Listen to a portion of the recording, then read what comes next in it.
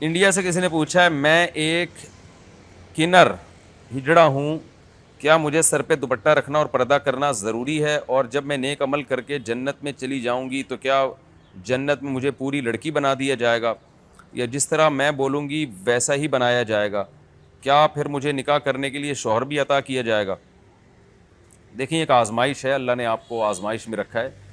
اگر آپ اس آزمائش پہ صبر کریں گی تو حدیث میں آتا ہے کہ جو بھی کسی آزمائش پہ صبر کرے اللہ اس کو اس کے گناہوں کو معاف کرتے ہیں، اس کو اعلیٰ درجات عطا فرماتے ہیں. تو یہ بھی ایک اس طرح کے جنس پیدا ہو جانا کہ نہ مرد ہو نہ عورت ہو، یہ بھی اللہ کی طرف سے ایک بہت بڑی آزمائش ہے. ساری زندگی لوگ مذاق اڑاتے ہیں ایسے لوگوں کا. تو پہلی بات یہ کہ آپ کو تھوڑے عمل پہ انشاءاللہ زیادہ ثواب ملے گا، اور تھوڑے عمل کو اللہ تعالیٰ قبول کرے گا آپ کی، کیونکہ ایک آزمائش میں اللہ نے آپ کو پیدا کیا ہے. باقی دیکھیں یہ جو جتنے بھی مخنث لوگ ہوتے ہیں، جو نہ مرد ہوتے ہیں نہ عورت ہوتے ہیں، ان میں ایسا نہیں ہوتا کہ بالکل ہی یعنی مرد اور عورت کے درمیان کی کوئی نسل ہو. زیادہ تر ایسا ہوتا ہے کہ یا تو مردانہ علامتیں زیادہ ہوتی ہیں یا عورت والی علامتیں زیادہ ہوتی ہیں.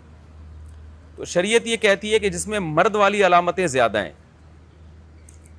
تو مرد والی علامتیں زیادہ ہوں، یا آپ ڈاکٹر سے پوچھ لیں وہ آپ کو بتا دے گا کہ آپ میں میل کی علامات زیادہ ہیں یا فیمیل کی علامات زیادہ ہیں. تو جس میں مرد کی علامتیں زیادہ ہوں اس کو مرد ہی سمجھا جاتا ہے شریعت میں، اور جس میں عورت کی علامتیں زیادہ ہوں اس کو عورت سمجھا جاتا ہے. تو یہ آپ ڈاکٹر آپ کو بتا دیں گے کہ آپ میں میل والی علامتیں زیادہ ہیں یا فیمیل والی. تو اگر فیمیل والی علامتیں زیادہ ہیں تو آپ کو سارے احکام فیمیل کی طرح ہیں، آپ نے پردہ بھی کرنا ہے، وراثت کا بھی جو ہے وہ لڑکیوں والا حصہ ملے گا. اور اگر میل کی علامتیں آپ کے اندر زیادہ ہیں تو پھر آپ مرد ہیں، پھر آپ پہ پردہ کرنا فرض نہیں ہے.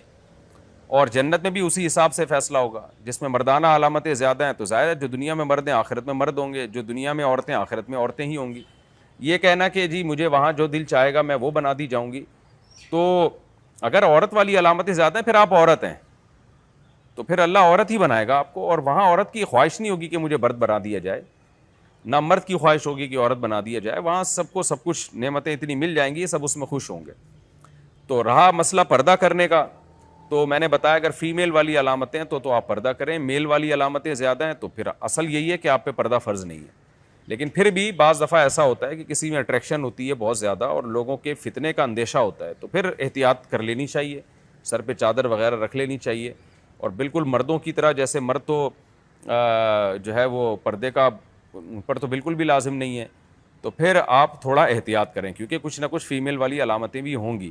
تو احتیاط بہرحال بہتر ہے، خاص طور پر آج کل شہوت پرستی کا دور ہے، ہومو سیکشولیٹی بہت تیزی سے پھیل رہی ہے. کچھ مرد ایسے ہوتے ہیں جو اٹریکشن ہی ان کو اس طرح کی جنس میں ہوتی ہے.